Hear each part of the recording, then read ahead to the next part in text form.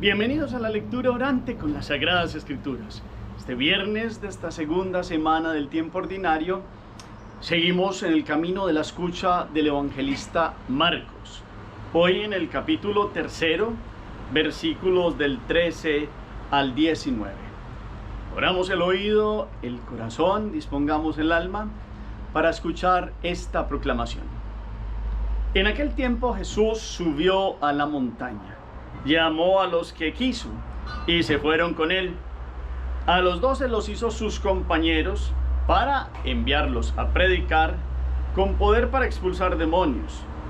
Simón, a quien dio el sobrenombre de Pedro, Santiago el de Zebedeo y su hermano Juan, a quienes dio el sobrenombre de Boanerges, los truenos, Andrés, Felipe, Bartolomé, Mateo, Tomás, Santiago el del Feo, Tadeo, Simón el cananeo y Judas Iscariote, el que lo entregó. Palabra del Señor. Gloria a ti, Señor Jesús. Escuchemos cómo resuena la palabra en el corazón, pero para ello hay que pedir la disponibilidad que nos da el Espíritu de Dios. Invitémoslo, digámosle: ven Espíritu Santo, llena los corazones de tus fieles y enciende en ellos el fuego de tu divino amor. Envía tu Espíritu y todo será creado y renovarás la faz de la tierra. Espíritu Santo, ilumínanos, santifícanos, llénanos de gracia, de docilidad ante la palabra que nos habla, ante la elección que has hecho de cada uno de nosotros en tu Hijo, porque nos has rescatado a precio de sangre, porque Jesús, por Él, hemos sido consagrados como hijos tuyos, Padre del cielo, llenos de tu presencia, Espíritu del amor de Dios, que podamos verdaderamente vivir consagrados para vivir en la santidad, santos e irreprochables en tu presencia. Amén. ¿Qué nos dice la palabra de Dios hoy? Volvemos a leerla cada uno, una proclamación allí, en la primera, en capítulo 3 de Marcos, versículos 13 al 19, en esa primera proclamación, miramos dónde está Jesús, hacia dónde se dirige, a quiénes llama. Les da una potestad. ¿Cuál es esa potestad? ¿Cuáles son los nombres? Algunos les pone hasta algún sobrenombre. Y todos los detalles. Dejamos que la palabra resuene. En la segunda lectura, nombres, personajes, algo que nos llame la atención, un versículo llamativo, algo sobre el lugar donde están. La palabra resuena. La tercera lectura es una síntesis para que ustedes y yo hoy pasemos todo esto de la mente al corazón y lo llevemos a la vida en lo que la meditación nos permite hoy sacar desde el fondo de lo profundo, es escudriñar la Escritura. Marcos nos trae hoy la elección de los 12 apóstoles. Yo les hago una pregunta.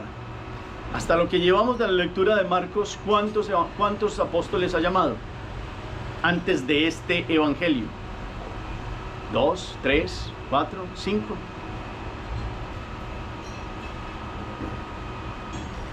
Qué bueno que estuviéramos recordando lo que hemos proclamado todos estos días. Hasta este momento hemos escuchado 5 nombres: Simón y su hermano Andrés, Juan, Santiago Zebedeo y la conversión de Leví, el publicano. Ahora viene una lista de los otros nombres para completar los 12. Pero es que el evangelio de hoy trae algo muy llamativo. Aquí es donde uno tiene que utilizar esas remembranzas de las Sagradas Escrituras, donde la montaña es un lugar sagrado, porque es un lugar más que geográfico, es un lugar de teofanía, es decir, de la manifestación de Dios. Uno se va al monte Sinaí, entonces ahí mismo piensa en las tablas de la ley, Moisés. Uno se va al monte Horeb y piensa en Elías, que encuentra allí la presencia de Dios en un susurro.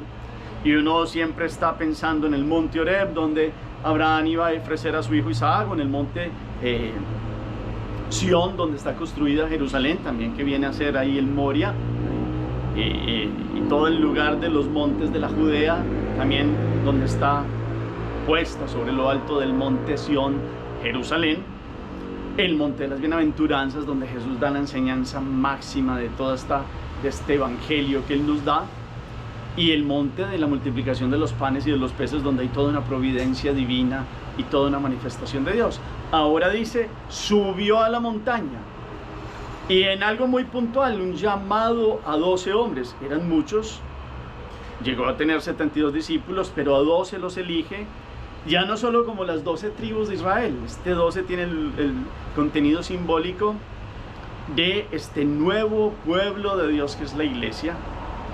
Jesús no viene a fundar algo nuevo como los esenios lo tenían, como los fariseos lo tenían, no, es la iglesia de Dios verdadera, querida por Él, con unos fundamentos sólidos del nuevo pueblo de Dios, que tiene 12 nombres y sus columnas, sus basamentos, con los nombres de los apóstoles del Cordero, dice también el Apocalipsis. Y entonces vemos que llama a unos, los lleva a la montaña. Cada uno, si ustedes y yo vamos a ver, Dios hizo un llamado particular cuando cada uno se encontró con Él en distintas circunstancias. Juan nos va mostrando cómo es ese proceso, como 2 discípulos del Bautista, el Bautista les dice el Cordero de Dios, ellos van esa tarde, lo siguieron porque Jesús le preguntan qué buscan, y ellos fueron y Jesús le dijo vengan y lo verán, y esa tarde pasaron con Él. Después Andrés va y le dice a su hermano Pedro, y Pedro después se encuentra con Jesús. Jesús le dice ya te llamarás Cefas, que significa piedra, porque bueno, eran pescadores de hombres, y ya había llamado a los 4 primeros que eran pescadores. Después viene Juan, que nos presenta a Felipe, le dijo sígueme. Felipe va y le dice a Bartolomé, y Bartolomé llega. Es decir, hay distintos momentos, y los otros también 6 también llegan en distintos momentos, pero hay un momento que Marcos nos presenta puntual ya, donde como quien dice, este es el momento donde los ha constituido apóstoles y los lleva a un lugar de revelación y les habla el corazón. Hagamos de cuenta que es como un retiro, que es como un lugar donde con oración, con ayuno, con escuchar su palabra, con oración personal y oración entre todos como colegio apostólico, van sintiendo una elección para un ministerio, y esa elección les da la potestad para predicar y para expulsar el mal. A eso les da la facultad del Señor. Todo un envío misionero, por eso apóstol es enviado. Y aquí hay algo particular para que ustedes y yo nos veamos en este Dios que conoce el ser profundo de cada uno de sus hijos, y de todos los humanos que han existido, existen y existirán. Dios conoce las actitudes, la personalidad, el carácter, las reacciones, la historia personal de vida. Dios llama con nombre propio. Y uno puede meterse en la realidad, y uno va viendo que la lista siempre empiezan por Pedro y terminan por Judas Iscariote. Y entonces uno ve a Pedro, el impetuoso, el francote, el que siempre quiere responder primero, el que no carga agua en la boca para decir las cosas también, y es el que será la piedra de la iglesia. Su hermano Andrés, por el contrario, es como ese hermano que tiene ese hermano que habla tanto y que es como tan impulsivo, que él es más callado, más tímido, pero es el tímido que actúa en el silencio. Después vienen los Zebedeos. Los Zebedeos son 2 parejas de hermanos que también son pescadores, y su padre Zebedeo, como Pedro, tenía empresa pesquera, y ellos trabajaban con su padre, pero habían sido discípulos del Bautista, sobre todo Juan, y habían escuchado esta invitación de Juan: este es el Cordero de Dios que quita el pecado del mundo. Dios los llamó los truenos, porque acuérdense que en algún momento pasaban por una población de Samaria, y allí ellos pidieron que bajara fuego del cielo. Entonces Dios los tuvo que decir como conténganse pues, y fuera de eso después habían pedido los puestos uno a la derecha y otro a la izquierda, pero eso no le quita a Juan que dentro del grupo apostólico, entre los 3 años de vida, fue el que se graduó en el amor, porque supo estar allí al pie de la cruz. Santiago supo estar en el martirio porque él fue el primero de los apóstoles mártires. Y va uno avanzando. Felipe y Bartolomé son los hombres doctos más centrados en años de la Galilea. Felipe casado con hijas, Bartolomé también, que vemos que son hombres consagrados. Sobre todo Bartolomé, Jesús le dice, ahí tiene un israelita de verdad, porque era un hombre que meditaba la escritura y esperaba al Mesías. Y cuando vio la presencia de Jesús dice: Rabí, tú eres el Hijo de Dios, tú eres el Rey de Israel. Y después vienen aquí Mateo, que es como la joya de la corona en el sentido de el que menos se pensaba. del que menos uno iba a decir es que de aquí puede sacarse un apóstol, Dios, ya lo hemos meditado, con una presencia, con una mirada y con una palabra lo llamó contundentemente, sígueme, y él tumbó esa mesa y dejó toda su vida de aduanas y de impuestos, de las cuales él vivía muy bien, y de una renta, y con una vida un poquito disoluta y con una vida muy relajada. Se dejó impactar porque Jesús le cambió su vida y se transformó totalmente y pasó a ser Mateo el apóstol y Mateo evangelista. Si ustedes y yo miramos la vida de Tomás, Tomás significa gemelo. Tenía una hermana gemela, tenía a su padre, tenía a su familia en Ramá, tenían viñedos, tenían otras situaciones de vida, inclusive al parecer también conocida de orfebrería y del manejo de metales, pero dejó todo también por seguir a Jesús, y era el jovial, el alegre, el bonachón, el hasta cocinero, buen cocinero. Tradiciones nos hablan de este hombre jovial y alegre que supo seguir a Jesús y dejarlo todo. También Santiago de Alfeo. Dentro de los apóstoles hay 3 parejas de hermanos. Normalmente la gente solo conoce 2 parejas, Andrés y Pedro, y Juan y Santiago Zebedeos. Pero resulta que Santiago de Alfeo y Judas Tadeo son hermanos. ¿Por qué? Porque son primos hermanos del Señor. ¿Por qué? Porque son hijos de Alfeo, hermano de San José. Alfeo casado con María de Alfeo, una de las Marías, o María de Cleofás, que está al pie de la cruz. Santiago de Alfeo y Judas Tadeo se criaron con Jesús porque son más o menos contemporáneos de edad. Y este Santiago de Alfeo fue el primer obispo de Jerusalén. Inclusive Pablo señala en una de sus cartas cómo va a visitarse con los que estaban allí en Jerusalén. Santiago, el hermano del Señor, le dice, y Juan y Pedro en ese momento, al principio de la iglesia.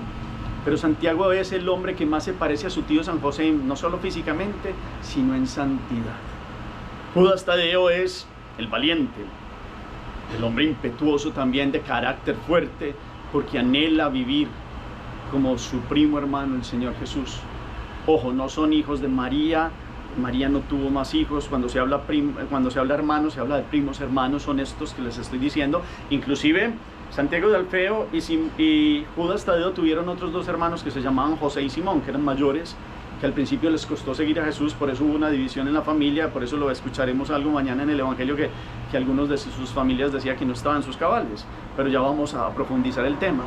Por eso el seguimiento de estos 2, de Santiago de Alfeo y de Judas Tadeo, no fue tan fácil al principio, inclusive porque Alfeo, hermano de San José, no estuvo de acuerdo como que Jesús, después de que se había muerto San José, dejara a la madre sola por irse allá a esa predicación de un mesianismo, porque él, como descendiente de David, esperaba un Mesías de otro estilo, y su sobrino, no estaba hablando de otras cosas, de misericordia y de amor, y entonces no compaginaban.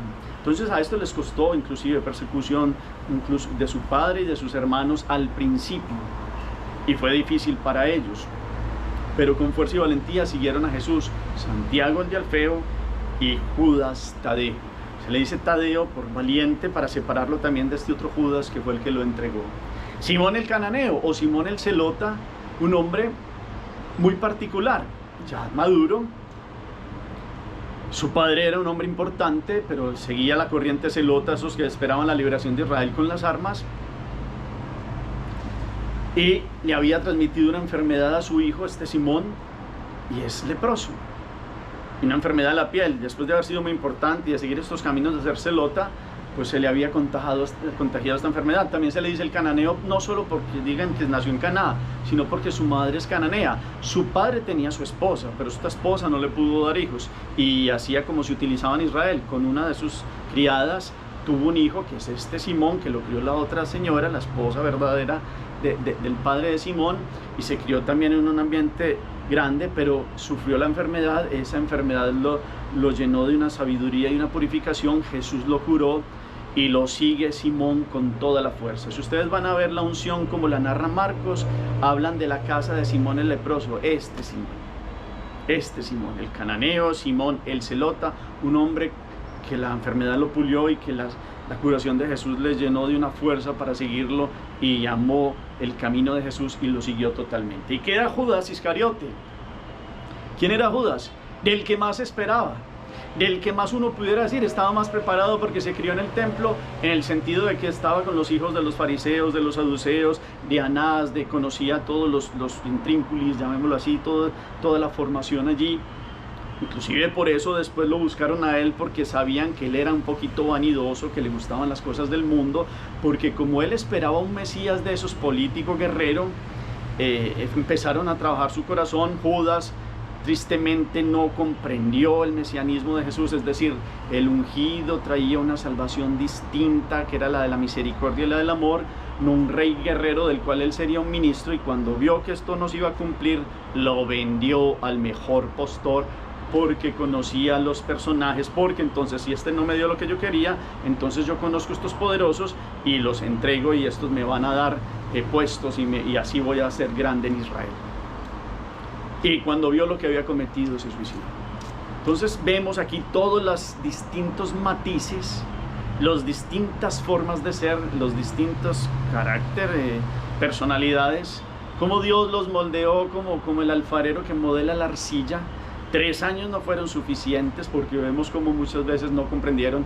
Si vamos a ver, el único que estuvo en la cruz fue Juan, pero Dios, de lo que parece allí una debilidad y una maldad, sacó un bien, porque ellos tuvieron misericordia después, sobre todo Pedro, que negó a Jesús, misericordia después de los que vendrían, porque ellos también fueron débiles, y Dios después con el Pentecostés y con la fuerza del Espíritu los transformó, y han venido a ser los elegidos para ser apóstoles enviados, y de apóstoles han llegado a ser testigos, es decir, mártires, y han dado la vida por Dios, por el Evangelio y por la sanación de expulsar el demonio y el mal del mundo, porque es una potestad divina que ha quedado en ellos y en la iglesia, y en una potestad de un envío. Vayan y hagan que todos sean mis discípulos en el nombre del Padre, y del Hijo y del Espíritu Santo, bautizados en la Trinidad. Entonces hay unos matices que yo quise profundizar hoy, y puedo hablar muchos más detalles, donde uno con una palabra de cada uno de estos personajes ve cómo no fueron los más importantes de Israel. Los eligió de distintos lugares, de distintos puestos, digamos así, rangos sociales, con distintos trabajos, con distintas situaciones. Sí, muchos eran pescadores, la mayoría desde el principio, otros se dedicaron a otras circunstancias, pero cuando conocieron a Jesús transformaron su vida. Entonces hoy la meditación va por el llamado: llamó a los que Él quiso, y en Jesús Él ha querido que todos ustedes y yo seamos sacerdotes, profetas y reyes, que seamos elegidos con nombre propio para un destino particular, para que seamos santos e irreprochables en su presencia, todos llamados a la santidad, ellos en un proceso, nosotros llamaríamos hoy como un seminario, como se hacen para los sacerdotes, pero todos laicos también son llamados a un proceso de vida en formación en Dios, en la fe, en la madurez de la fe, en la iniciación cristiana, para que todos verdaderamente nos dejemos llamar. Hoy la montaña es que Jesús nos llama al oído con nombre propio y nos dice todo el amor de Dios manifestado ahí en la cruz, para que ustedes y yo veamos cómo hemos sido elegidos, cómo verdaderamente con nuestras características, con nuestras negligencias y pecados antiguos, con nuestra ruptura con Dios, que ha sido ya perdonada en la cruz, pero para que en el bautismo, teniendo toda esta fuerza y gracia de nueva vida, verdaderamente vivamos en su presencia. Aquí, hoy, llenémonos de esta alegría. Ustedes y yo pudiéramos poner el nombre aquí. Sí, los obispos son los sucesores de los apóstoles, pero todos somos hijos de Dios, templos del Espíritu. Hemos sido elegidos para una vida de gracia y santidad.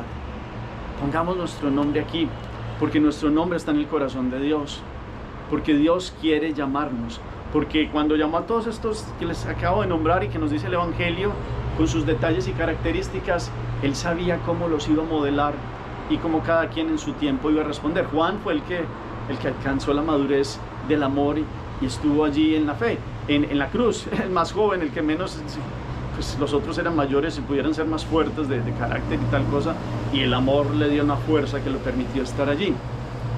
Simón el leproso, hay una tradición que se cuenta que también supo ser fiel, en el sentido de que Jesús le dijo que él había sido leproso y lo había curado, que cuando iban en camino a Getsemaní, Jesús le dijo: ahora yo siento que soy leproso, porque iba a cargar con el pecado del mundo.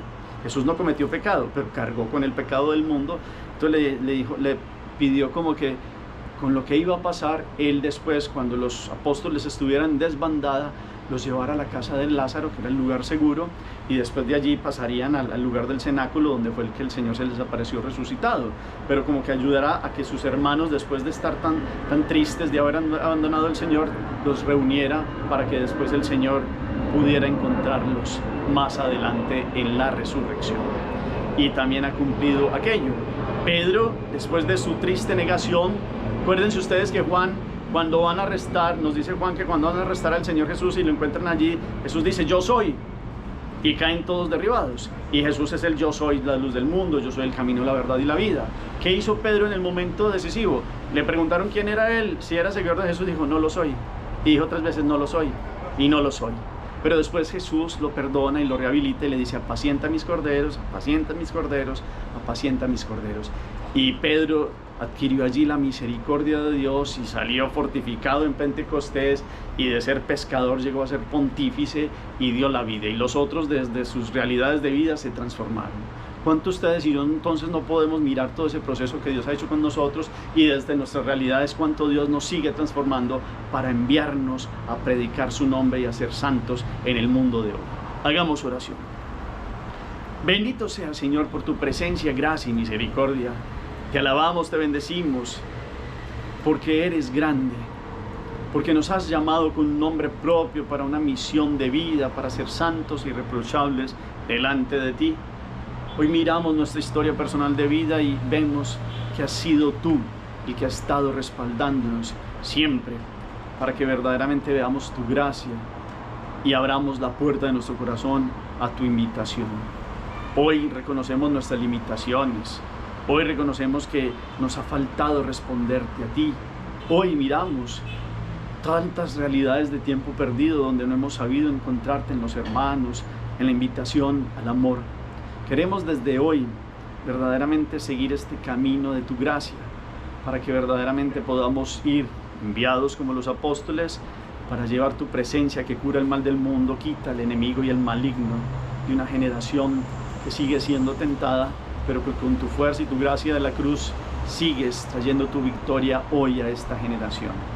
Que verdaderamente hoy cada uno de nosotros, los invito, hermanos, ponga su nombre hoy aquí delante de Dios, aquí en esta lista, porque cada uno de nosotros está en esta lista de los redimidos, de los elegidos y de los consagrados para ser santos e irreprochables en la presencia de Jesús. Amén. Propósito o acción para que nos deja este evangelio. ¿Cómo ser dignos, elegidos de Dios en este 2024? ¿Cómo vivir en el apostolado de ser enviados, apóstoles? ¿Cómo ser santos e irreprochables delante de Él? Gracias por el comentario que nos dejan en el chat. ¿Cómo se sienten elegidos? ¿Cuándo se han sentido elegidos? ¿Qué les deja hoy la palabra? Todo nos nutre y nos ayuda. El Señor esté con ustedes, y la bendición de Dios Todopoderoso, Padre, Hijo y Espíritu Santo, descienda sobre ustedes y los acompañe siempre. Podemos seguir en paz. Demos gracias a Dios. Feliz día para todos.